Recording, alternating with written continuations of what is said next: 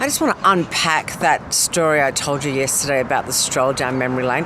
When I watched it back, I'm like, LOL. No, it's not psychotic to not change the sheets for 3 weeks. Nor is it, what I really meant to say is that it had no sheets. And that doesn't even really paint the picture. It's more like I was doing nighttime radio and I'd gone from the breakfast radio thing at the beach where, I just smoked a bit of pot and drank. And I hadn't touched chemicals for years. And the moment I got into town and living in that flat, I started really full on hitting the nightclub world, which is kind of where I went into the whole, got, really skinny, the designer clothes, the solarium, that kind of thing. The tranny days, right? And I was pushing the envelope, like I was like hanging out with coffin cheaters, bikers, and wondering why my beautiful lesbian sisterhood didn't want to know me, because they're like, you hang out with men that sodomize women, and I had this amazing sexual intrigue going on with this Italian guy that carried a stud gun. So I was just pushing and pushing myself as far as I could go. I never did any prep or any work for the radio. Obviously I always turned up. I just was this absolute egomaniac. Externals only mattered. All my spirituality, was just really what I sort of dropped into in, the girls' toilets at the nightclubs kind of thing. I was so angry that one of the cab companies refused to pick me up because I used to rage and abuse people answering the phone.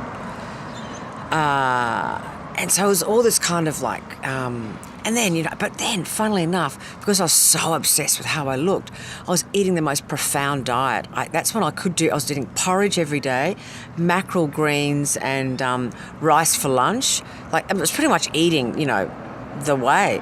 I used to go to Japanese every day. A friend of mine owned a Japanese cafe in town. And then at night, this gorgeous girl that used to answer our phones, her mum used to give her lentil soup to give me every night. So that's the way I maintained it all. But I used to do crazy shit. Like when I wanted to drop even more weight, I would get like fluid tablets from bodybuilder mates and, just totally just wee all day and go out that night and get on it. So I was noticing that, people that were close to me were actually distancing themselves from me because I was just not okay. So that's the thing I was saying yesterday, except it's more like, oh, babies. It's more like yin and yang, which is like yang being my head and my body being yin was completely disconnected and severed. So that's the psychotic stuff, right? So really when I was at my, how could I go any further? 3 months after that, I'm just off the radio. I just have the biggest fall from grace. Like I'm actually thinking I'm going to go to Melbourne and be a stand-up comedian. And I just literally fell fucking apart. And that's where I was on my knees and I got fucking clear and I put it all down. And within a year, I'd met Bryony and Penny and I moved to Melbourne where I started to rebuild and completely shapeshift my life.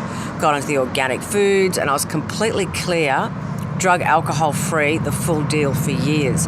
And then sort of dropped into it again and then full on, full clean. So that's pretty much where it all kind of happened,